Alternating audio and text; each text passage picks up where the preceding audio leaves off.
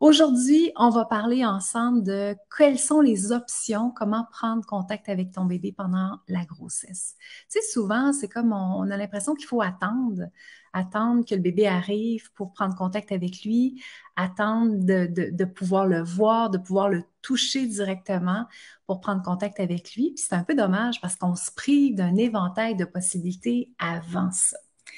Fait que coucou à tout le monde qui sont là. Je vois que vous commencez à arriver. Bienvenue dans la rencontre. Je te rappelle que tout ce qui est rencontre au Paléo, les rencontres qu'on a ensemble les mardis soirs pour la préparation à l'accouchement, ça se passe sur Zoom. Comme ça, on se voit tout le monde. Vous pouvez poser vos questions en direct. Qui est là? Faites-moi un coucou dans les commentaires. Si tu es en rediffusion, tu peux aussi me faire un coucou. Ça me fait vraiment plaisir de voir que vous êtes là parce que c'est quand même un drôle de feeling d'être là puis de parler toute seule. C'est un peu bizarre quand même. Donc, n'hésitez pas, ça me fait vraiment plaisir de savoir que vous êtes là. Puis si vous avez des questions, ben allez-y, profitez-en. Mon nom, c'est Annie Bérard. Si tu ne me connais pas, je suis ostéo depuis déjà plusieurs années, doula depuis 27 ans, fondatrice de Au Paléo Naissance. Et puis, ben, c'est avec grand plaisir que je vous accompagne dans toutes ces découvertes-là dans le courant de la grossesse et évidemment aussi dans le courant de l'accouchement, puis aussi en postnatal, ce qui est quand même toute une expérience. Donc, quelles sont les différentes façons que tu peux utiliser pour prendre contact avec ton bébé? Parce qu'il y en a comme une panoplie. Puis, tu sais, là-dessus, on est beaucoup en retard dans le sens où on pense que le bébé n'est pas trop en mesure de nous percevoir, qu'il n'est pas trop en mesure non plus de nous répondre. On sous-estime beaucoup les bébés. On a l'impression que parce que leur cerveau intelligent, tout leur cerveau cognitif n'est pas encore très bien développé, qu'ils n'ont pas vraiment la possibilité d'entrer en contact avec nous. Or, c'est une très, très grosse erreur. Les bébés, très, très tôt pendant la grossesse, sont très intéressés par les contacts autour d'eux, sont très intéressés à comprendre, à apprendre à connaître le monde extérieur. C'est juste que souvent, nous, comme parents, on n'a pas vraiment d'idées, on n'a pas d'outils, on ne sait pas trop comment faire. Et notre croyance de base, qui est que le bébé, de toute façon, ben, il ne comprend pas trop et qu'il n'est pas trop intéressé, fait que souvent, on ne va pas nécessairement chercher des options dans ce sens-là, alors que finalement, ça peut être hyper intéressant.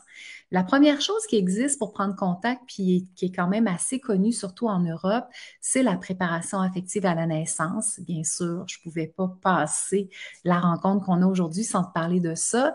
De la préparation affective à la naissance, mieux connue en Europe sous le nom d'aptonomie.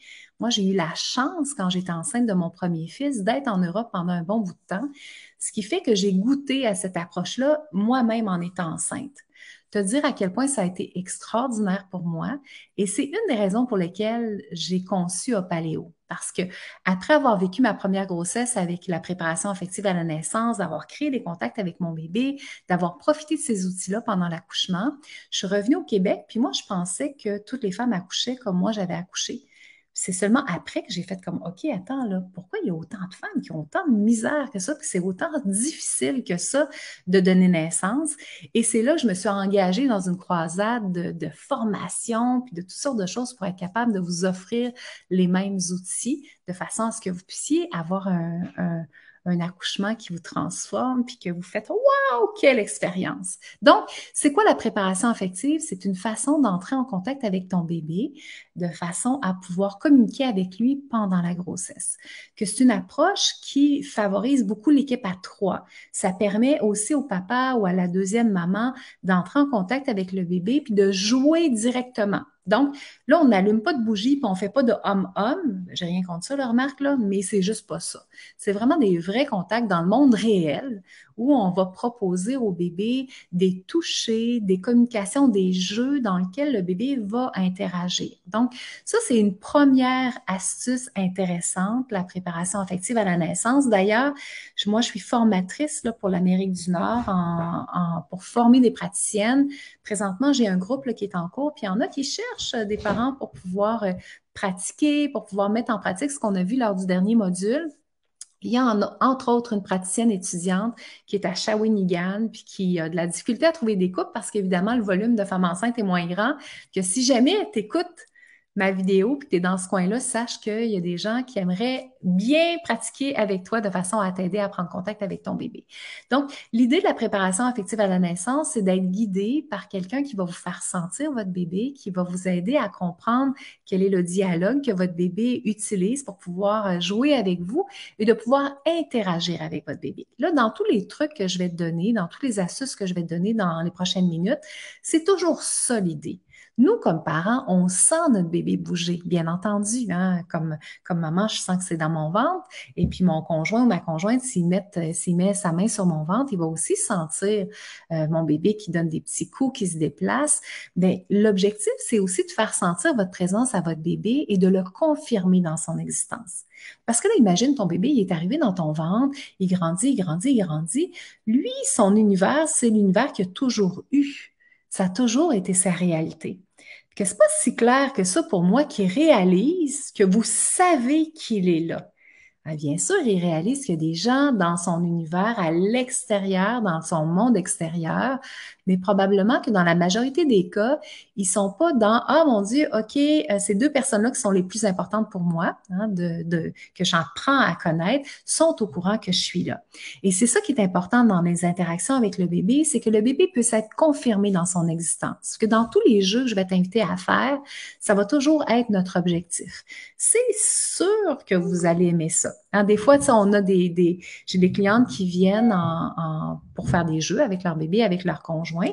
Puis, tu sais, là, souvent, on fait comme, OK, ben, dans le fond, moi, je viens parce que ma sœur est venue te voir, puis ils ont vraiment aimé ça, faire des jeux avec leur bébé, que c'est pour ça que je suis là. Puis, je fais comme, OK, c'est parfait, parce que je suis contente que vous soyez content, c'est merveilleux, mais c'est pas ça l'objectif pour moi. L'objectif, c'est vraiment de sécuriser ton bébé. De sécuriser ton bébé, puis qu'il réalise que vous savez qu'il est là, que vous êtes attaché, que vous l'aimez déjà et qu'on puisse créer dès maintenant un lien.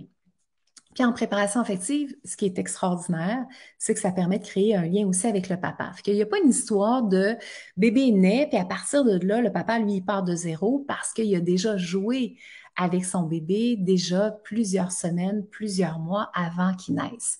Des fois, les papas, ils me disent, écoute, je l'avais dans les bras après l'accouchement, je sentais ces petits mouvements, puis je le reconnaissais. Je faisais comme, ah oui, c'est vraiment mon bébé. Je sens exactement les mêmes petits mouvements, la même façon de se mouvoir que ce que j'ai senti dans les jeux avec lui.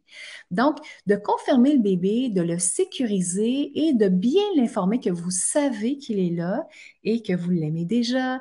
Qu'est-ce que ça va nous offrir? Ça va nous offrir plusieurs intérêts. En fait, le premier, c'est que déjà pendant la grossesse, ton bébé va se sentir sécurisé par votre présence. C'est sûr qu'il y a des moments où tu vas vivre un petit stress, que tu vas sécréter plus d'hormones de stress, que tu vas être inquiète, que tu vas avoir peur, que tu vas peut-être avoir beaucoup de peine. Il y a plein de moments où tu vas être déstabilisé pendant ta grossesse. C'est normal. On est des humains, on est des humaines. Mais si tu as ce lien affectif-là avec ton bébé, puis tu es capable d'aller vers lui, de faire comme, ah oui, là, tu as peut-être senti avec toutes les hormones qui chamboulent dans mon cœur présentement, puis dans mon corps, que j'étais triste, que j'étais fâchée. Ben, si tu as raison, je suis en train de vivre quelque chose de pas le fun, mais t'inquiète pas, tout va bien, je prends en charge. Ça, je pense que c'est un message qu'il faut dire au bébé pendant la grossesse et aussi après l'accouchement. Hein, souvent, quand mes enfants étaient petits puis qu'ils venaient vers moi puis ils faisaient «T'es fâchée, maman?»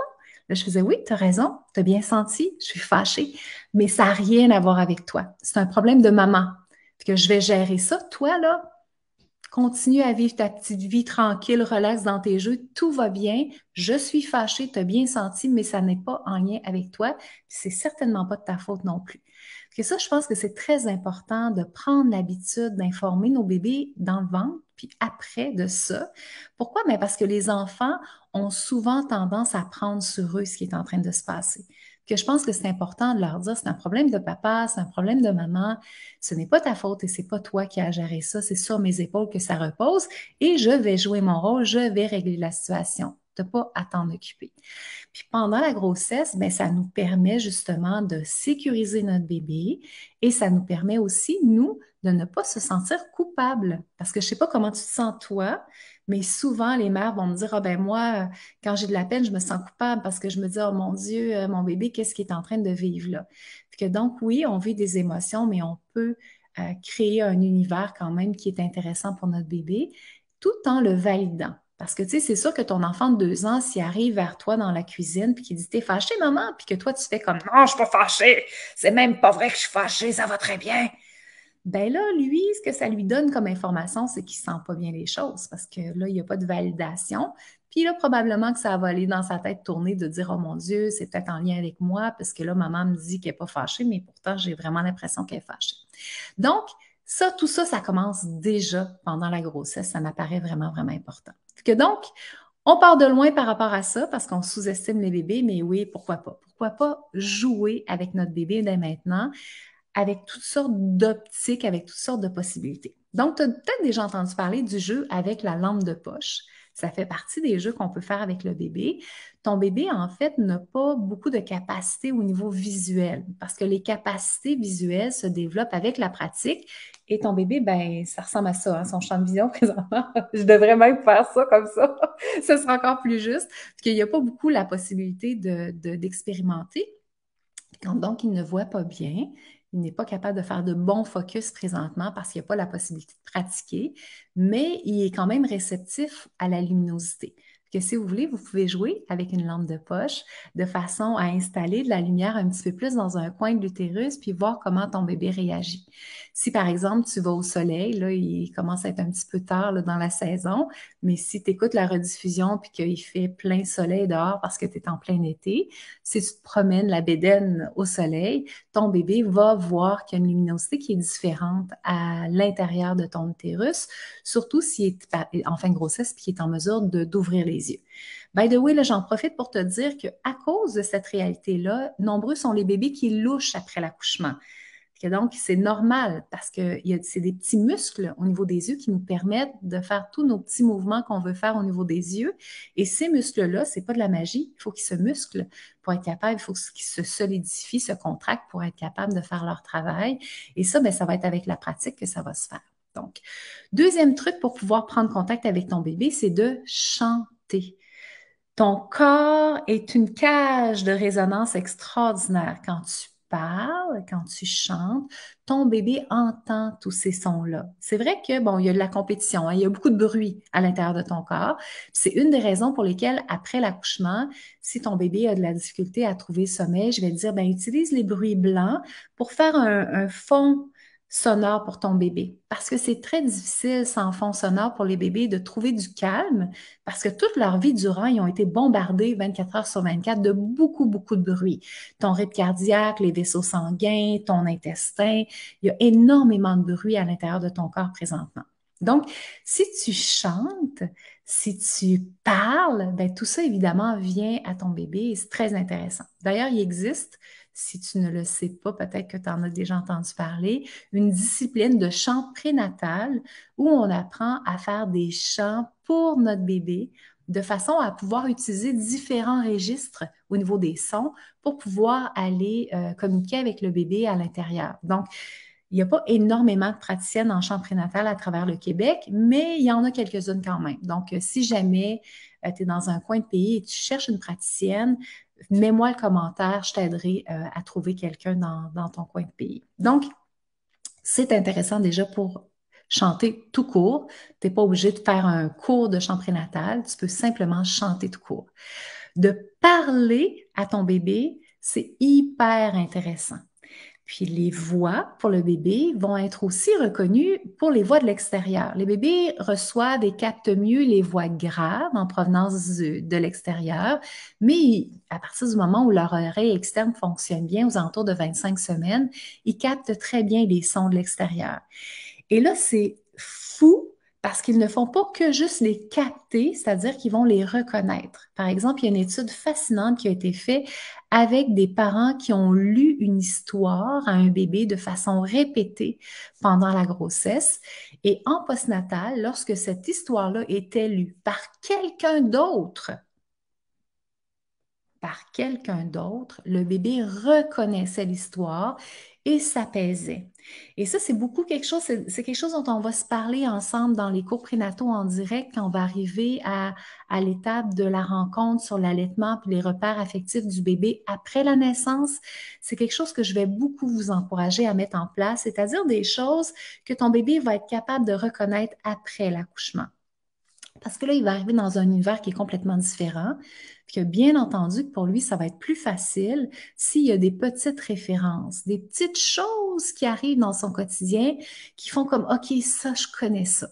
Et bien entendu, ces deux principaux repères, ce sera vous, avec vos odeurs, avec votre voix, avec tout ce qui vient comme reconnaissance, avec votre toucher.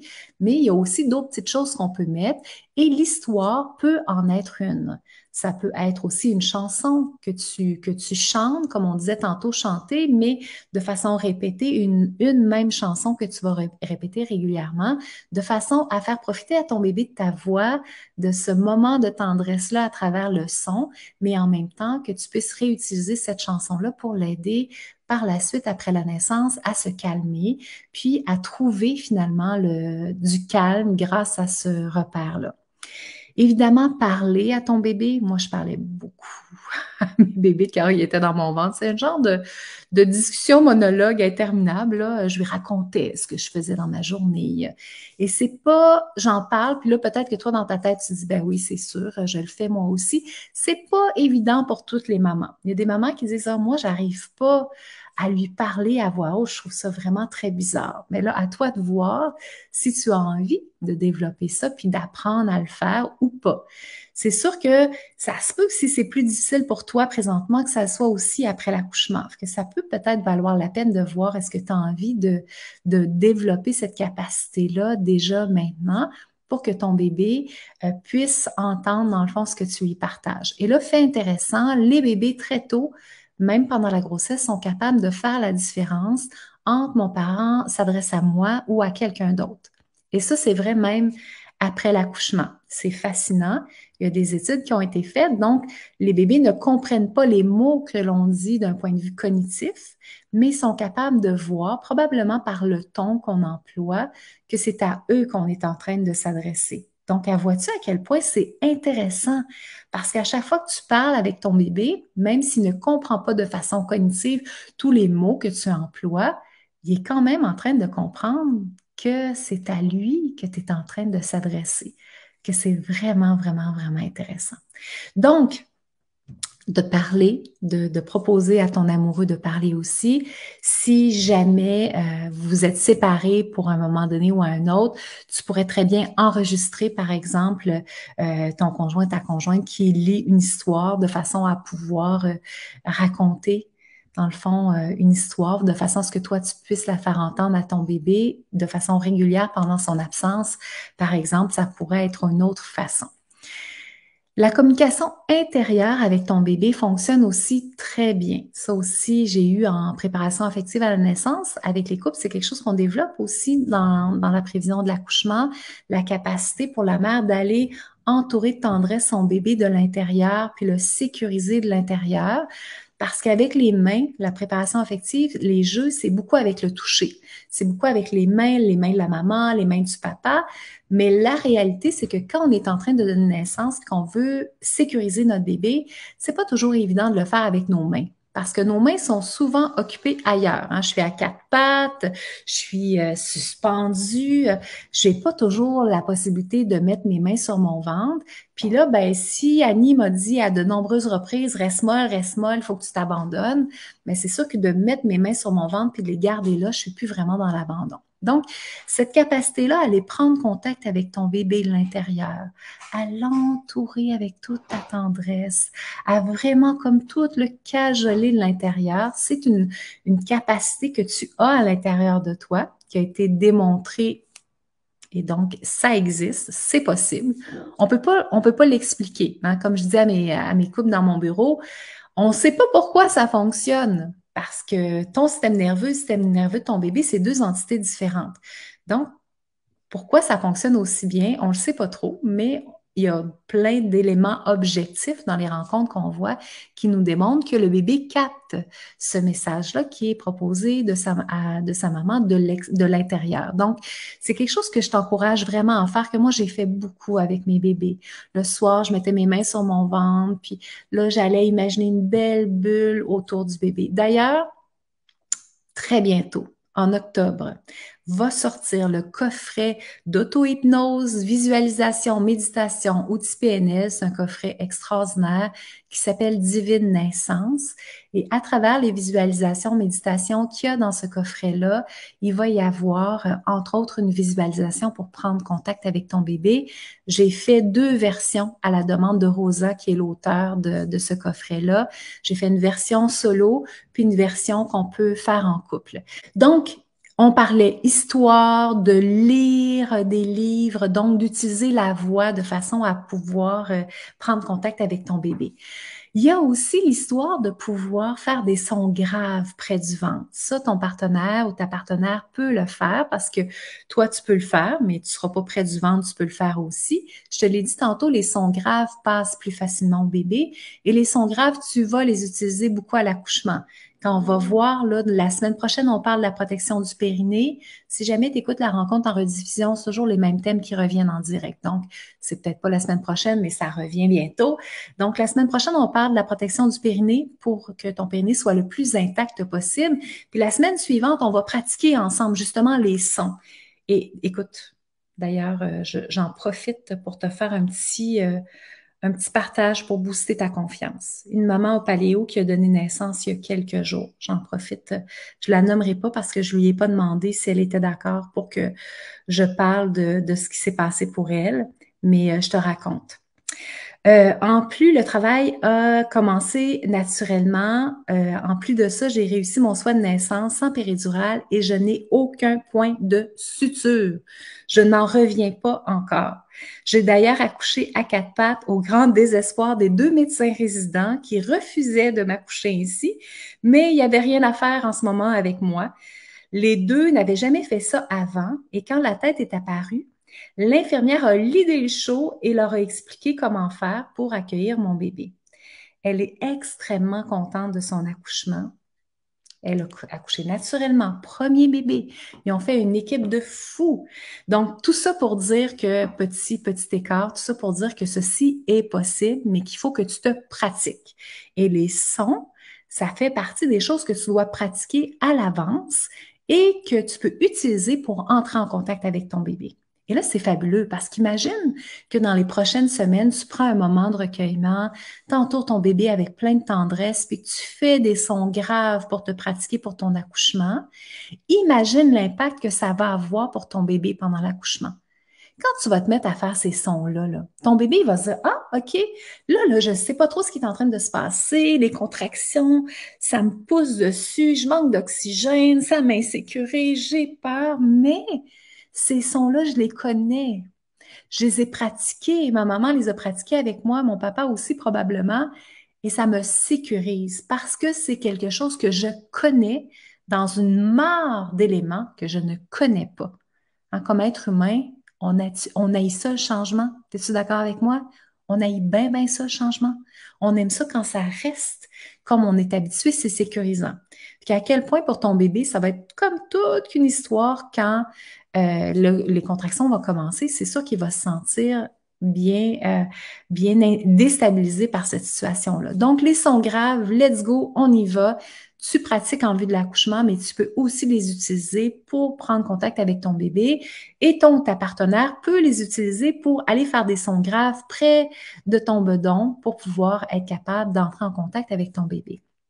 De se bercer, hein, tu peux très bien bercer ton bébé de façon à pouvoir doucement l'amener en gauche-droite, ce qui n'est pas naturel, hein, c'est-à-dire que ça va être assez rare que tu fais ça dans ta vie de tous les jours, que tu peux très bien prendre un moment d'arrêt, mettre vraiment plein d'amour tout autour de ton bébé, puis le bercer pour qu'il sente dans le liquide amniotique cette petite ondulation.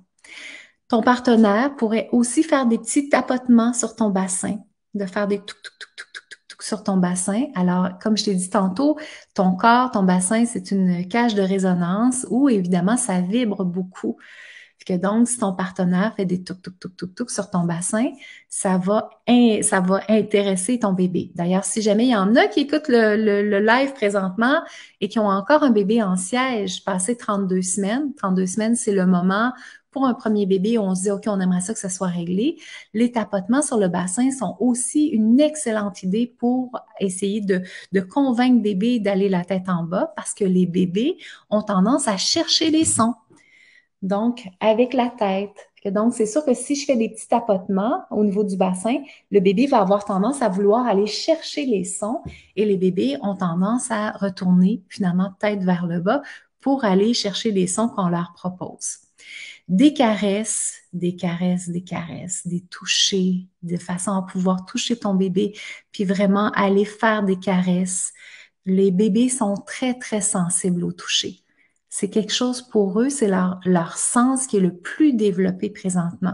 On perd ça en grandissant, mais ça reste finalement quelque chose qui est très, très important pour les bébés dans l'utérus. Donc, n'hésite pas, tout ce qui est caresse, ça peut vraiment être intéressant de façon à pouvoir aider ton bébé à sentir ce lien-là entre vous deux. Et là, maintenant, il y a des parents qui me disent, ah, Annie, est-ce qu'on peut faire comme des affaires plus pout, pout, pout, pout sur le ventre? Souvent, quand on fait des rencontres ensemble de préparation affective, puis que je montre aux parents les jeux, souvent les gens font, oui, tabarouette, OK, nous autres, on y allait vraiment plus intensément que ça. Tu peux pas vraiment y aller trop fort puis que ton bébé fasse comme oh my God, ça me fait mal. C'est pas vraiment possible parce que si par exemple ton partenaire faisait ça, pour toi ça deviendrait vraiment inconfortable puis là probablement tu dirais OK, c'est too much. C'est pas grave, c'est juste que c'est des différentes sortes de jeux. Si je suis là à faire poquer, poquer, poquer mon bébé à l'intérieur de l'utérus, ben mon bébé, il n'a pas vraiment le choix. C'est comme ça se fait, puis il faut qu'il vive avec. Tandis que si, par exemple, en préparation affective, on fait des jeux d'interaction avec le bébé, on va toujours être dans une approche où c'est une proposition qu'on va faire au bébé. Donc, on n'entre pas dans son univers de force, on lui ferait une proposition, puis on fait comme, écoute, si ça te tente de jouer avec nous, fais-nous signe, puis viens nous rejoindre. Si ça ne te tente pas, ben on n'ira pas là. On va simplement passer à un autre appel, faire d'autres choses, puis on reviendra plus tard. Donc, c'est une question d'intention. Puis quand en postnatal, votre bébé va grandir, il va y avoir toutes sortes de jeux aussi qui vont arriver. C'est-à-dire que peut-être que toi, tu vas beaucoup aimer faire des petits casse-têtes, 4 pièces au début, puis 6 pièces après et compagnie sur la table.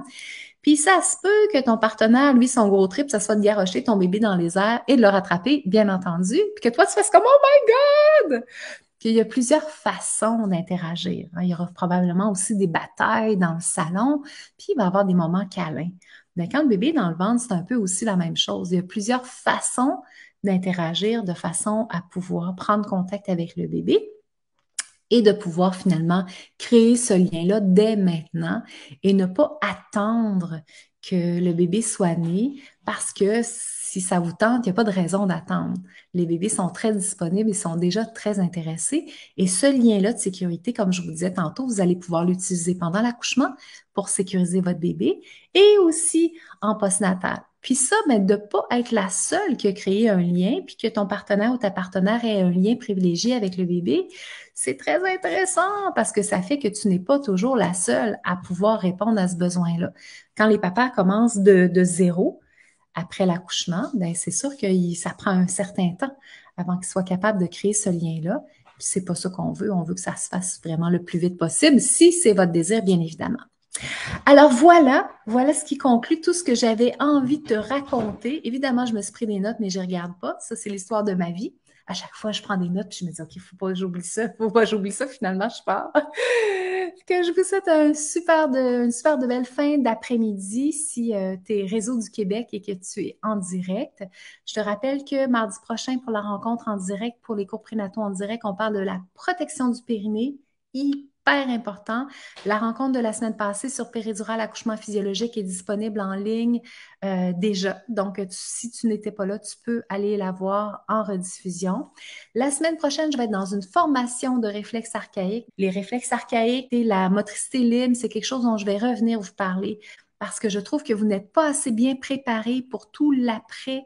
Quand les bébés arrivent, souvent, faites comme OK, c'est relax, on n'a plus rien à faire, on est débordé, on est fatigué. C'est hyper important de bien vous renseigner sur la motricité libre et c'est pour ça qu'on a des rendez-vous dans le paléo postnatal 2 fois par mois pour vous aider à bien vous assurer que votre bébé fait bien toutes les étapes psychomotrices qu'il doit faire dans la première année de vie. Donc, tout ça pour dire que ce que je voulais dire, c'était que le postnatal à psychomotricité libre, c'est hyper important parce que ça va faire une grande, grande différence dans le développement du cerveau de ton bébé et qu'il y a plein de choses qui, si ce n'est pas développé à ce moment-là, ça va être extrêmement compliqué, difficile et ardu de le faire par la suite. Donc, c'est le temps que ça se passe, c'est le moment, puis c'est à ce moment-là qu'il faut s'en occuper de façon à ce que ça soit le plus possible optimal au niveau de ça. Et pour ça, ton bébé, il est programmé, mais il faut bien qu'on le laisse faire toutes ces étapes-là. Je vous embrasse très fort, puis je vous dis à très, très bientôt pour une autre rencontre. Si jamais vous avez des questions, mettez-les dans le fil d'actualité, je reviendrai vous voir. Bye bye!